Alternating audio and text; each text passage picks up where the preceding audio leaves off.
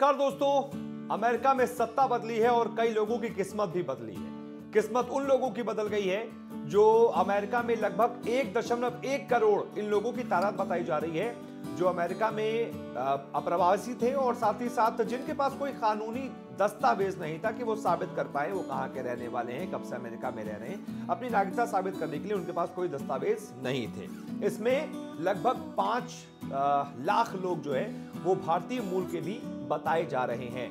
तो अमेरिका में पिछली जो सरकार थी ट्रंप की, उसने क्या किया था, आव्रजन नीतियां इतनी कठोर कर दी थी जिसके तहत इन तमाम करोड़ों लोगों पर अमेरिका से बेदखल होने का खतरा मंडरा रहा था और इसमें वो 5 लाख भारतीय भी शामिल थे। लेकिन अब जो बाइडेन जब सत्ता बदली है तो तकदीर भी इन लोगों की बदल गई है। जो बाइडेन ने आते ही उस फैसले को पलट दिया है और नए विधेयक पर हस्ताक्षर किए हैं और ये जो हस्ताक्षर है ये बताते हैं कि आव्रजन नीतियां हैं जो अभी उसमें बदलाव होगा और साथ ही साथ ये जो करोड़ों लोग हैं इनके लिए अब इनको नागरिकता मिलने की तरफ एक कदम आगे बढ़ाया जाएगा। इन करोड़ों लोगों को अब इनसे पहले तो इनकी जांच की जाएगी, इनके बैकग्राउंड की जांच की जाएगी।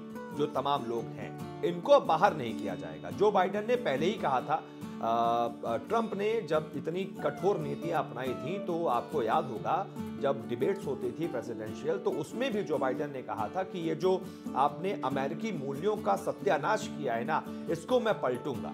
अमेरिकी मूल्यों पर हमला करार दिया था इस आव्रजन नीति को इतना कठोर किए जाने पर। इसीलिए जो बाइडेन ने आते ही वो काम कर दिया है जो उन्होंने वादा किया था और इन तमाम लोगों को एक तरीके से नागरिकता का या फिर ये कह सकते हैं कि अमेरिका में रहने का कानूनी दर्जा मिलने का रास्ता साफ हो गया है।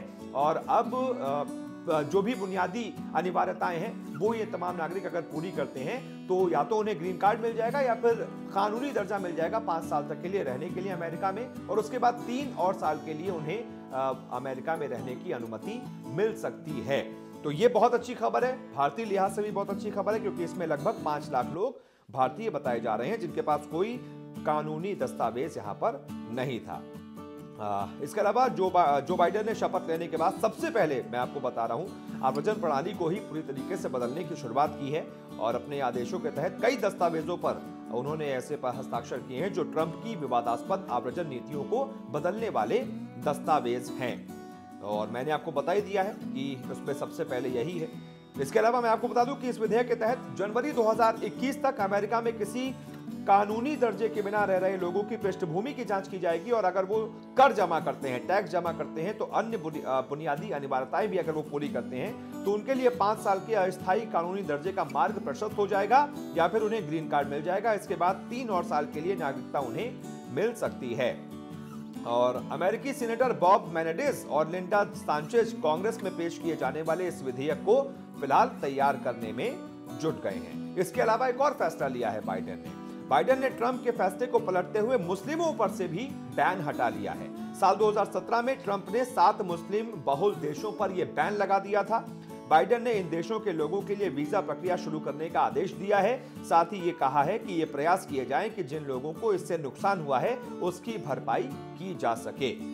तो ये तो होता ही है खैर कि कोई सत्ता बदलती है तो कई सारी चीजें भी बदलती हैं, कई फैसले भी बदलते हैं, लेकिन अगर वो फैसले देश हित में हो, न्याय हित में हो, तर्कसंगत हो, न्याय संगत हो तो फिर वो इतिहास रच देते हैं। जैसे कि ये फैसला है, इस फैसले की हर कोई तारीफ कर रहा है और ये भी दिखा रहा है कि जो बाइडेन का कार्यकाल जो है ना वो कैसा रहने वाला है, किस तरफ बढ़ने वाला है। और जैसे कि जो बाइडेन ने कहा कि लोकतंत्र की बहाली हुई, वाकई में अब ऐसा लग रहा है कि हाँ, लोकतंत्र की बहाली अमेरिका में हुई है, तानाशाही जा चुकी। क्या सोचते हैं आप बताइएगा। वीडियो को शेयर जरूर कीजिएगा, लाइक जरूर कीजिएगा, चैनल को सब्सक्राइब जरूर कीजिएगा। बहुत बहुत शुक्रिया।